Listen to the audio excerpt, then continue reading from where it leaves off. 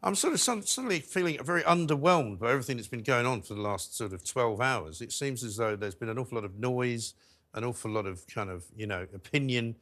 But in the end, it's all just a load of old bollocks, for want of a better word, isn't it? Megan? Yeah, I mean, the Tory party's as split as it always is, but each fringe group is getting louder and louder, Right. trying to posture ahead of But what the they're arguing election. about is sort of nothing, because whatever it is won't make any difference. Do you know what I mean, Ben?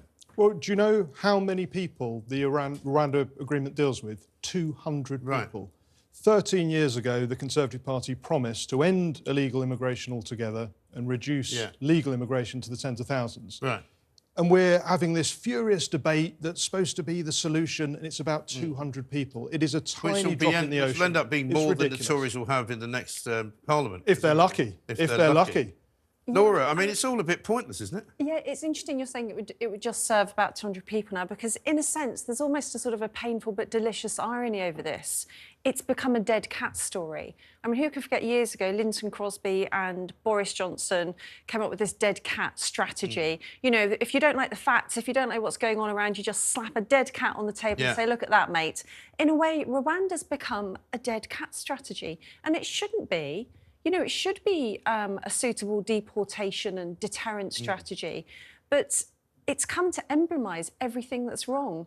Infighting in the party, a civil service which is not doing its part to uphold a sovereign parliament. You know, even the union, the Public and Commercial Services Union, stood against it on the grounds of legality, morality and humanity. No one is doing their part to keep Parliament, which is us, the people, sovereign in this country. You know, who runs this country? Is it Parliament, or is it some vague, nebulous idea of international law that isn't accountable here? Right. Well, this is the thing. Even if it's not many people, it's this symbol of everything that's wrong right now with our immigration policy. I mean, they're talking in Downing Street tonight, Megan, as if, you know, the threat to democracy is coming from inside the Tory party. It's actually not coming from inside the Tory party. It's coming from places like lawyers who seem to have a much higher kind of incidence of opinion now than they've ever had. And they seem to be... You ask who's running the country. It sounds to me like the lawyers are running the country.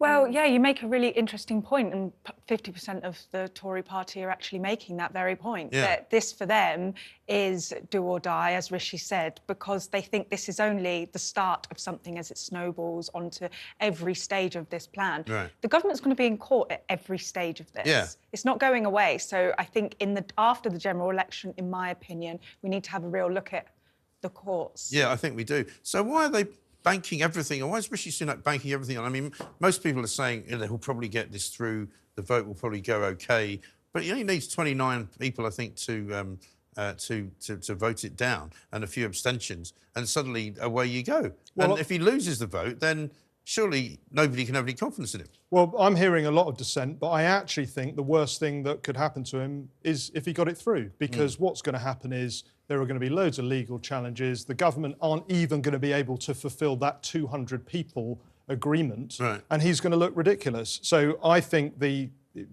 factions in the Conservative Party that are saying you need to rethink this altogether are right, and hopefully they will win out tomorrow. Yeah. But the biggest problem in the immigration debate at the moment is the fact that there's just too many people coming to Britain, and there isn't enough room for them all, whether it's legal, whether it's illegal. We found out that the number of foreign students in the UK has risen by nearly a third, a record high. More and more of them are staying here after they finish their courses. You know, we've got more people coming on work visas who are then also staying on.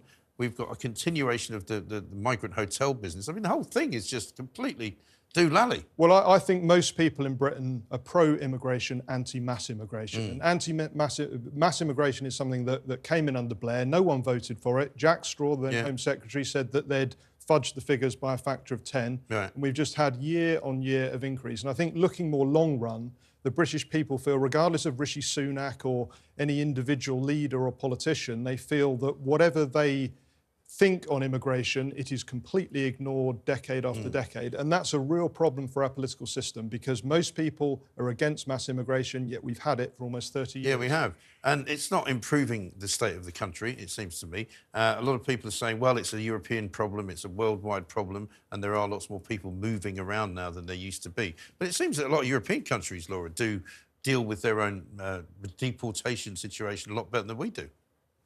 Yeah, no, possibly. But, you know, when you talk about internationally, a story immediately springs to my mind now, which is that it's going to sound like it's a slight tangent, but I think it's related and reflects why people have sort of had it at the moment with immigration. Denmark has changed its law so that you cannot overtly criticise religions in different ways, including the burning of the Quran. And they've had to do this because they've had a bit of a Quran burning problem.